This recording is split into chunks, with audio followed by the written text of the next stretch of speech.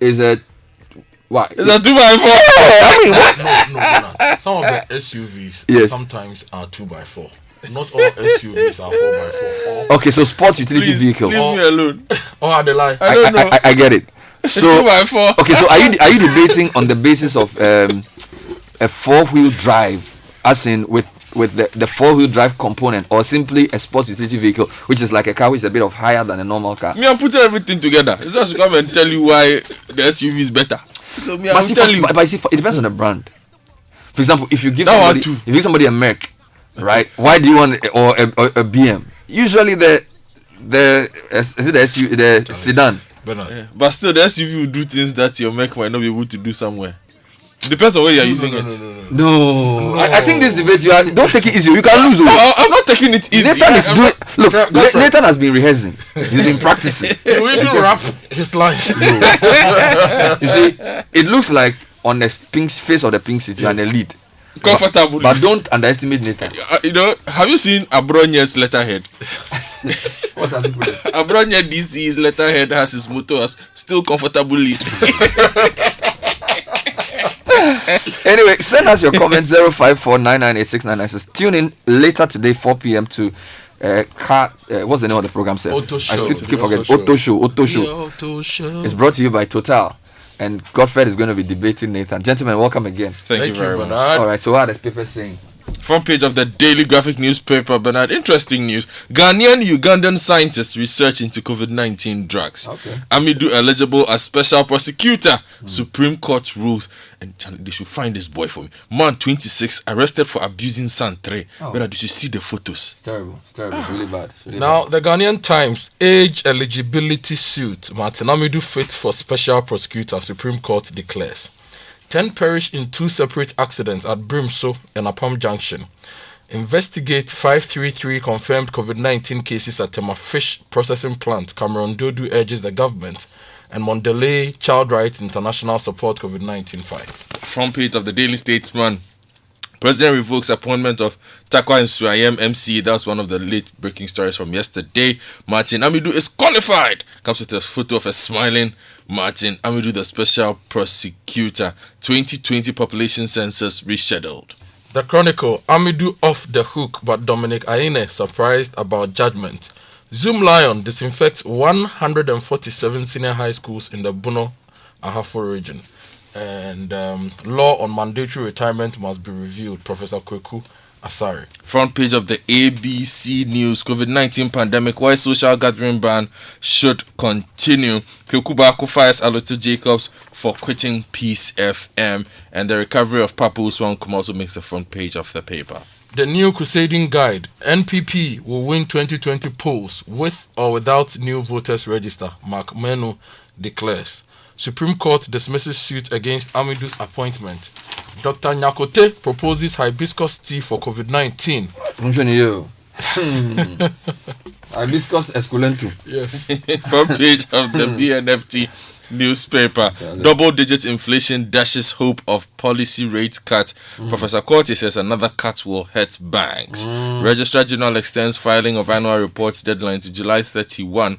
And COVID-19 alone didn't break the economy. Reliance on natural resources did. This is coming from Dr. Jerry Combat Monfant. On the front page of the Business Finder, there's a picture of Dr. Lord Mensa, one of Dr. Anthony Yalba, and one of Dr. Steve Mantel. And the headline says, use of heritage fund for COVID-19.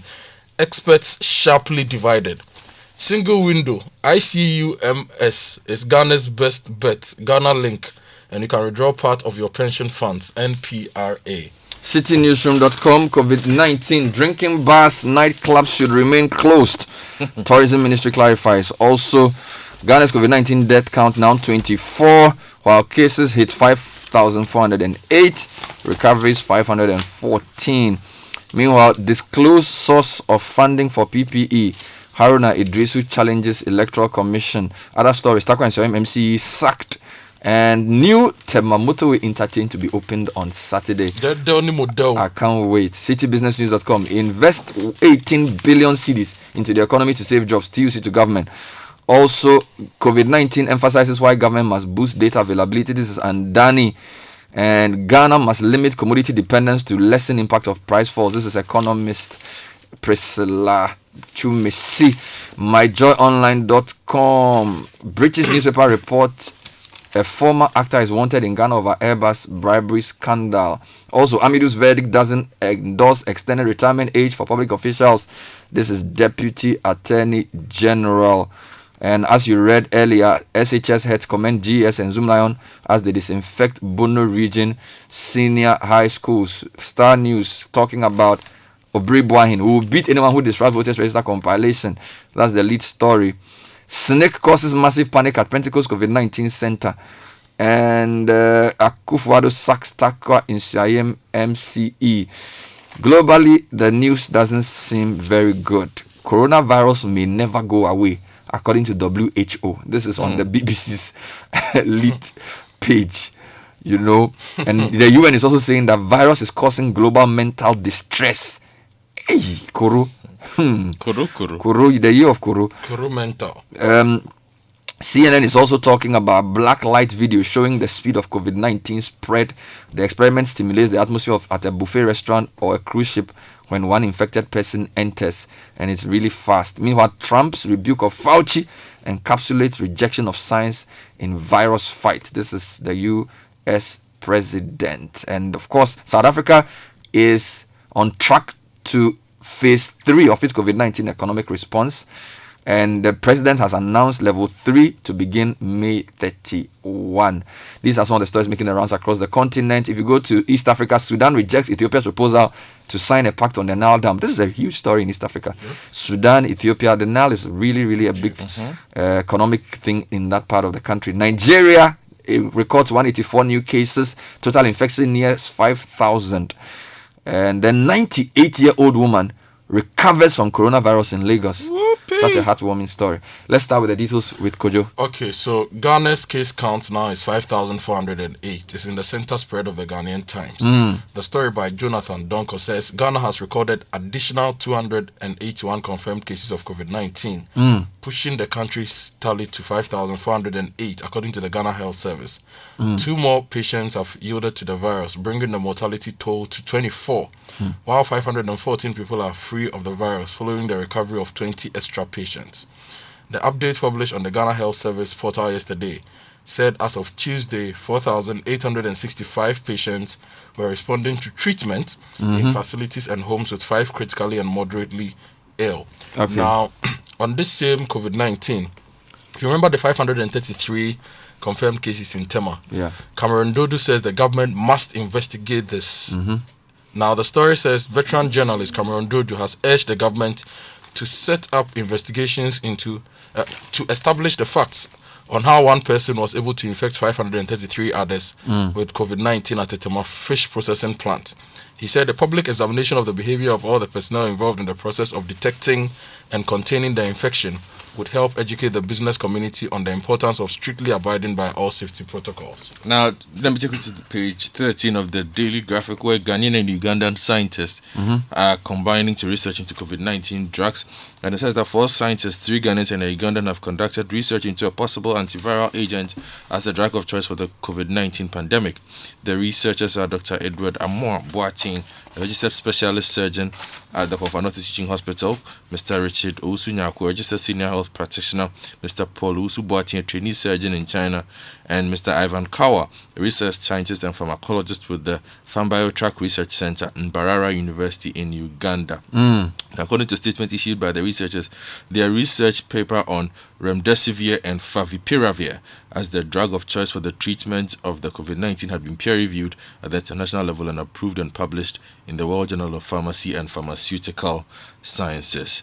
Okay, now let me continue with the issue of infections and how it happened. If you go to my journal, there's a story you reviewed yesterday from Obuasi that a couple spread COVID-19 in Obuasi market, leading to its shutdown. So it says the DG of GHS has revealed that a couple has been key in the spread of COVID-19 to some people in Obuasi in the Ashanti region. According to Dr. Patikuma Boaji, the pair who work as traders were unknowingly carrying the virus while going about their usual activities in the market, and were spreading the love. This was the case of a couple who were positive and had been working with people for the past 2 weeks, with 17 of their immediate contacts being positive. and that has led to the spread in the market. He said, in view of the development, the market has been shut down for disinfection and fumigation, while a team of over 40 health officials have been tasked to find contacts. The two are receiving treatment, and so are the other affected persons. All right, now I thought we should do a bit of COVID-related economic stories, because TUC and SPO are saying some very interesting things.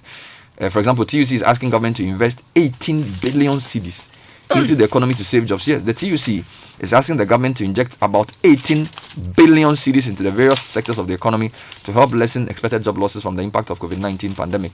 According to the TUC, research conducted by its Labour Research and Policy Institute shows the devastating effects of the virus on jobs and livelihoods in both the formal and informal sectors. Now, Director of Labour Research and Policy Institute at the TUC, Dr. Kwabena Nyakowotu, said government needs to do more to revive the economy and also manage the impact of potential job losses. And they make their calculations and said government needs to invest about 18 billion cedis in various sectors to save jobs. Now, if staying with the economic impact, if you go to page 17 of the Daily Graphic, Guta is not happy with the Ghana Airports Company Limited. Now, according to them, they have called on the Ministry of Aviation and Ghana Airports Company to implement the Airport Disinfection Systems Agreement entered into between the Ministry of Health and LCB Worldwide Limited, a crisis management entity. The Airport Disinfection Agreement was signed between the MOH and LCB Worldwide Limited in 2017 in line with the WHO safety measures against international disease threats occasioned by increasing international travels and trade. According to the Greater Accra Regional Chairman of Guta, Mr. David Amoating, the delay by the Aviation Ministry and the GACL to issue the license had put the lives of travelers and traders at risk at the airports. Now, when you go to the front page of the BNFT, it says that COVID-19 alone didn't break the economy. Reliance on natural resources did. Yes. Dr. Jerry Combat Monfan, president of MBIC Group, believes that the current economic crisis facing the economy should not solely be attributed to the COVID-19 pandemic, but also factors such as the heavy reliance on natural resources.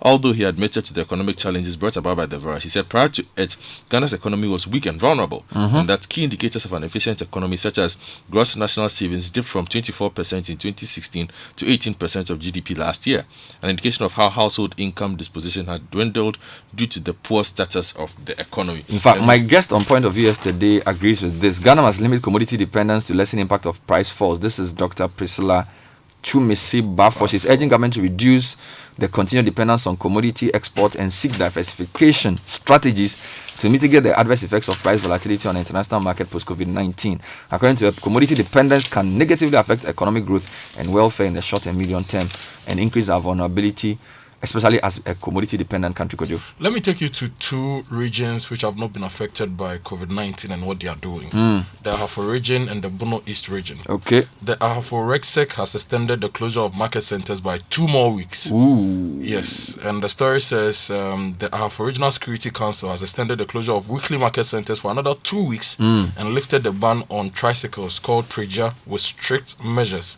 Now, in the Bono East region, the municipal chief executive of Kintampo has been touring the municipality to check on the emergency structures they put in place. And he told journalists that they have recorded 5 suspected cases. 3 turned out to be negative, while results of the other 2 are pending. Hey. Now, the Bono regional minister also says that no case of COVID-19 had so far been recorded in the Bono East region. And he added that 45 samples had been taken from suspected patients in the region and sent to KCCR in Kumasi for testing. 43 results have been received with 2 pending.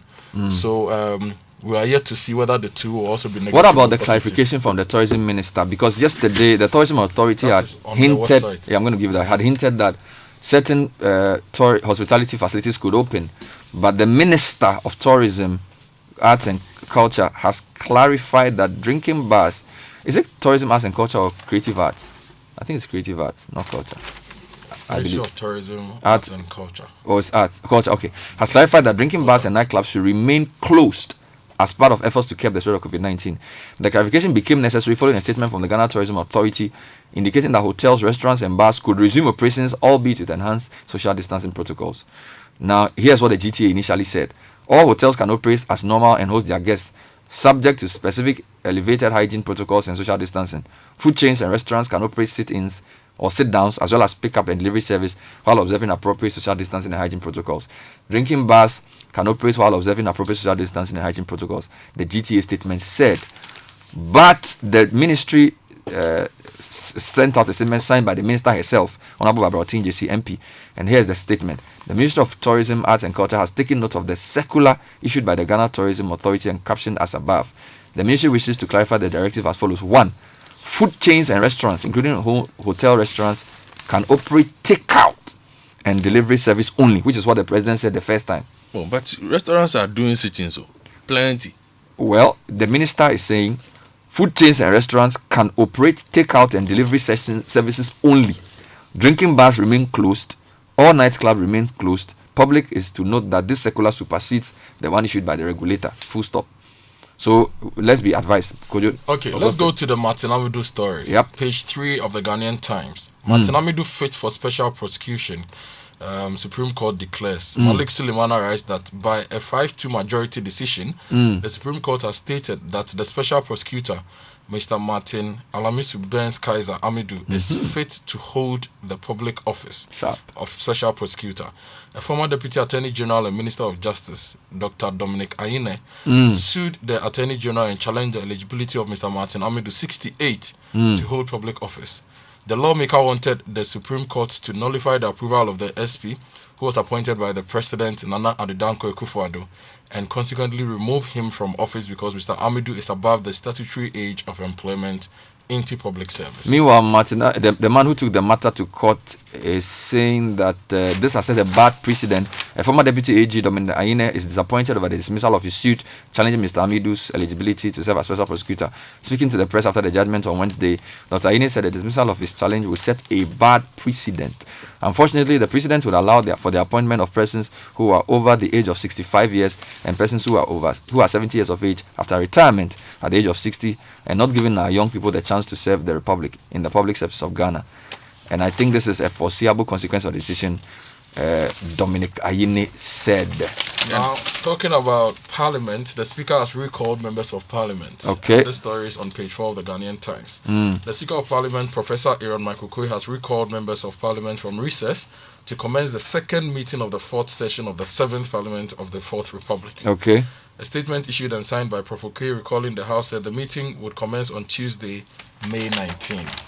Okay, go for it. Yes. Let me give you a couple of interesting stories. The 2020 population census has been rescheduled. Yes. That story is on the front page of the Daily Statesman. And according to the government statistician, Professor Samuel Kobne-Enim, the 2020 housing and population census has been postponed due to the COVID-19. A new date will be announced later. Let me give you two quick stories from the Daily Graphic. Bernard, if you don't mind. Yes, please. You know, we had a new Gamanche over the weekend. Yes. Well, the Adama Lache is Gamanche, says the Jasiche. Huh? That story is on page 21. You give me 20 seconds here. The Jasiche Niyaute Otuga has stated that Kentucky Adama Lache II is the true and current Gamanche. He has therefore As against who? As against the new one who has been installed. Oh Lord. Oh Lord.